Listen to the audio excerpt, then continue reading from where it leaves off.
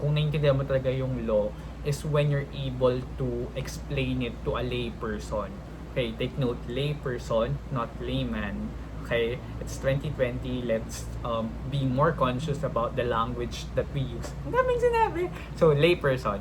So, if kaya mo na-explain sa lay person yung law, ibig sabihin, gets mo na siya.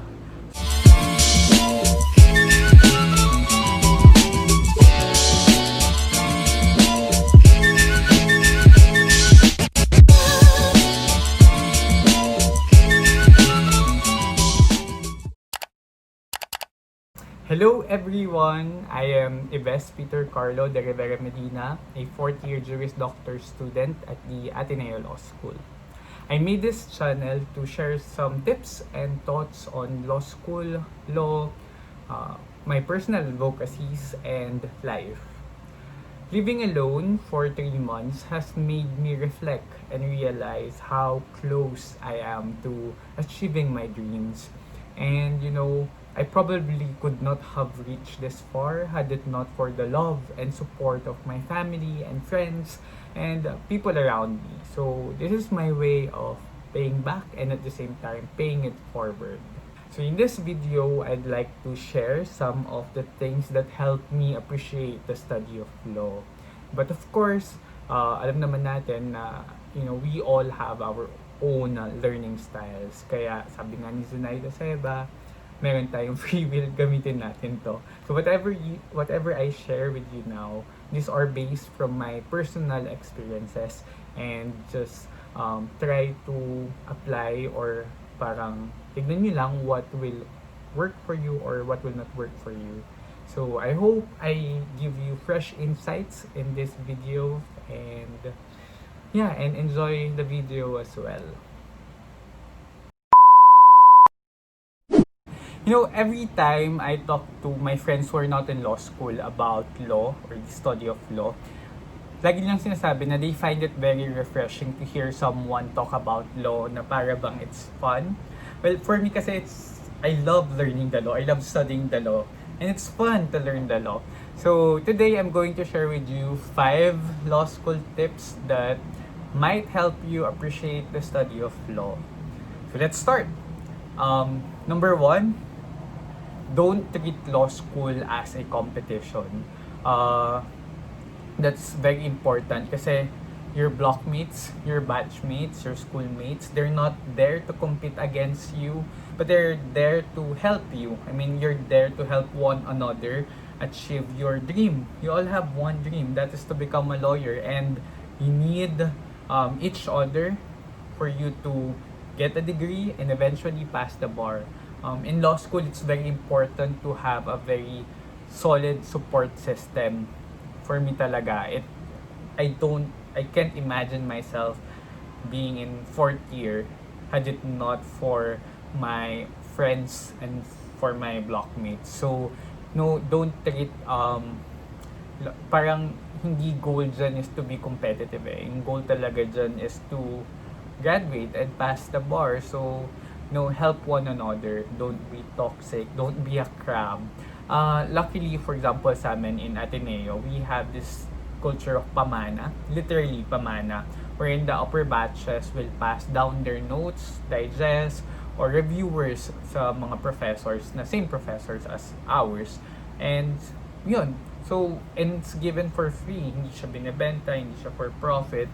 So, it's a culture of pamana. So yun, I don't think treating law school as a competition will help you. It might be, law school is harsh and hard enough, and hindi makakatulong na maging masama ka din sa kapwa mo. So be kind to your blockmates, to your friends, to your batchmates, and to your schoolmates. So that's tip number 1.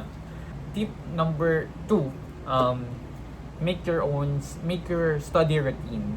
And when I say study routine, kasi usually ito yung process of studying. Well, syempre study routine. Oh my God, Mr. Medina, don't define by using synonyms. Anyway, so ito naman, I will walang prescribe or walang tamang routine. It will depend on you. It will depend on how parang the time of your productivity, the time or parang kung ano ba yung mas helpful for you to absorb concepts. And okay, so yung routine kasi ito yung whether you start with reading the law first or reading the cases first or commentary, or whether you do it in the morning, the afternoon, or in the evening. So it will really depend on you. But my tip is for you to have a study routine and be open to changes, to adjust accordingly. I mean, you set your study routine depending on the load that you have. So as you progress, don't be afraid to adjust or to make a new study routine depending on the load of the semester or your personal load, considering not only your ACADS but also your personal commitments. So, nangyari to sa akin. So kasi first year, second year, third year, fourth year, iba-iba yung load and iba-iba yung adjustment. Tapos sa first year kasi kahit relatively konti lang yung subjects, everything is new. So it takes time before you're able to adjust before you're able to absorb concepts. Pagdating ng second year, so nung first year talaga, parang dahil konti yung subjects relatively, and ako, I'm a fast reader. Yung study routine ko talaga before was to read the materials at least twice before coming to class. And that was impossible when I reached second year, and I struggled with that study routine. Kasi second year, imagine, we have 3 to 9 p.m. classes na straight. So, walang break in between. And hindi kaya talaga yung first year routine ko. So, I had to adjust accordingly. And yon. So, I think yun yung isa sa mga tips ko pagdating sa study routine. So, adjust, make a study routine depende sa kung ano ba yung tingin nyo nagwo-work sa inyo, and experiment. Don't be afraid to adjust them. Yun. Tip number 3. Make your own notes and reviewers if kaya. Like, for me, nag-start lang akong gumawang reviewer first year, second sem, and I regret it. So, kung kaya naman gumawa ng reviewer, gawa kayo. And it's really helpful to make your own reviewer kasi ikaw syempre mas nagigets mo yun eh. So it's really helpful if you do your own reviewer and your own notes. It will be helpful kapag exams season na kasi yun na lang yung i-refresh mo, and eventually mas madali mong mag-recall yung mga topics kasi nga ikaw yun, it's in your own language, just how you understand yung law and yung cases. And if may mga certain cases ka or concepts na hindi magets, so tapos mas lalagay mo siya doon, mas explain mo siya on how you eventually understood it. So make your own reviewers and notes if kaya naman. And speaking of that, I have a Google Drive Medi Notes, and thank you Gerard for the term Medi Notes. So I have my notes and reviewers na nagawa ko since first year, and I'm gonna share it sa description. Wow, may ganun. I'm gonna share it sa description ng video na to, yung link to that. It might help you, not all subjects, and caveat na lang kasi may bagong rules on SimPro. So yung ginawa ko yon when the 1997 ba? Basta yung old SimPro pa yung enforce. Okay, tip number 4. So for me, ito yung perspective ko when I study the law. And I think this helps me get through those darkest times kasi I get reminded of my why. Number 4, daming sinabi. Ito na nga. So tip number 4, humanize the law. When you study law, when you study laws, when you study cases, I think it's important to remember that there are people behind the letters of those texts. Na don't reduce them into doctrines, don't reduce them into general rule and exception. May mga tao sa likod niyan. Which is why, okay, I'll take this opportunity to share with you my unpopular opinion, which hopefully will be the popular opinion, nag-i-impose in the case of Chiming Choi. Well, feeling ko if you maybe you're familiar with the case of Chiming Choi, maybe you're not. But naging ano siya, inside joke daw ng mga nasa legal community. Bad joke. I mean, sobrang bad taste. And worse, it has already been monetized by some. I already saw one t-shirt na merong, okay, yung case na yun is about an annulment. I'm not sure if annulment case or an Article 36 case. Basta it's about declaring the marriage, having the marriage annulled if it is annulment, or declaring it void if it's Article 36. I haven't checked it. Sorry, I haven't checked it. So, ayun, minonita yung shirt, may ruler, and then may Chiming Choi. Apparently kasi dun sa case na yon, minention yung size nung penis ng Chiming Choi. And dahil doon, naging subject na siya ng maraming, naging inside joke daw siya. And that is very distasteful. I hope we stop using Chiming Choi as, as a joke. Kasi for me, case doctrines are there to enlighten us on how to read cases, on how to read the law, on how to interpret the law. And imagine, these are people parang never mind that Chiming Choi's marriage has been annulled or declared void because of the failure to fulfill marital obligation. Diba? Parang ang takeaway natin doon, yun talaga. Igawin nating joke. I mean, if we want to become lawyers, how would our clients trust us if they know that they will be subject of our jokes or mockery? Diba? So please stop. When you read the law, when you read cases, I hope that you humanize them and remember always that there are people and stories behind the law, behind those cases, and let's not reduce them into letters, into case doctrines. And that is important kasi yun din yung pwede mong paghugutan if you know that it's high time to overturn a doctrine when the reason for the law is no longer existing or when it is wrongly decided. So yun, I mean, try to always humanize the law. That's tip number 4. Tip number 5, keep an active lifestyle.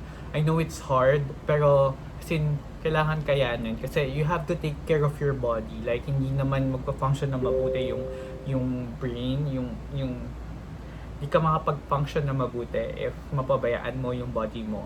So, share ko sa inyo yung naging fitness journey ko since first year to fourth year. So, eto ako nung first year. Nung second year, second year talaga sobrang stressful and nag-manifest siya.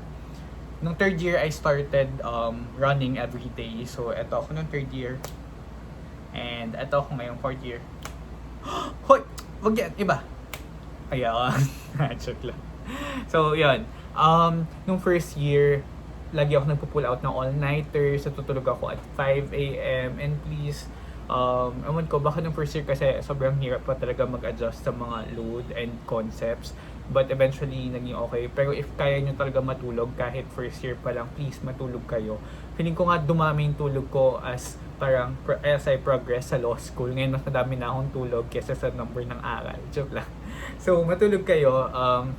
Siguro tip lang din on how to, keep moving and also managing to study. Ako, ang ginagawa ko kasi, I love running. And when I run, syempre wala akong caudal, wala akong anything. I try to recall what I read. I recite in my mind caudal provisions or cases or concepts. And if there are things na hindi ko masabi, ma-enumerate or ma-define while running, that means that I have to focus on that after running or kapag nag-aral na ako, yun yung mga topics na bibigyan ko ng focus kasi ibig sabihin hindi ko pa siya gets, hindi ko pa siya ganun ka absorb at hindi ko siya na-recall. So ayun, and yung gauge, last na pala, yung gauge kasi sabi din ng law school professors ko na kung naiintindihan mo talaga yung law is when you're able to explain it to a lay person.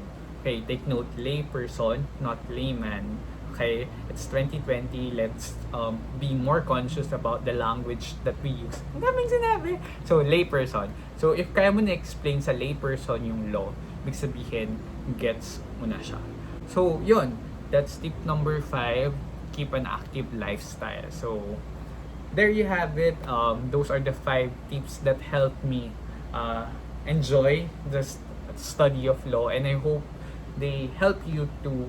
And let me know if meron kayong comments. Wow, may ganun na. And also, I have a lot of things that I would want to share with you. Kaya lang I don't want to put it in one video. So baka sa next videos, like what about, I want to discuss about alternative lawyering, myths and facts siguro, like wala ba talagang life outside law school, and also some practical tips like digest and ayun, other stuff regarding law school, and also about online law school. Kasi I think it's time for me to reflect also, kasi sobrang hirap niya and sobrang struggle. So that would be a good opportunity for me to reflect and help or share with you kung ano man magiging realization ko. So if you want those videos, then subscribe. Oh my god, I can't believe I said that. Click the subscribe button. So ayun, stay safe, and I hope you learned something from me. And if you're planning to take law, go. I mean, we need lawyers right now. We need compassionate lawyers. We need you. So yun, let me know lang. You can reach me, you can comment, and or you can reach me sa iba kong social media apps na ilalagay ko din sa description. And last na, papakita ko lang yung pile of cases ko na balak kong i-discuss sa inyo. And so these are my pile of cases, and I intend to share some practical, my thoughts on this in my next video. So if you want to know more from me, yay, subscribe na. So that's it.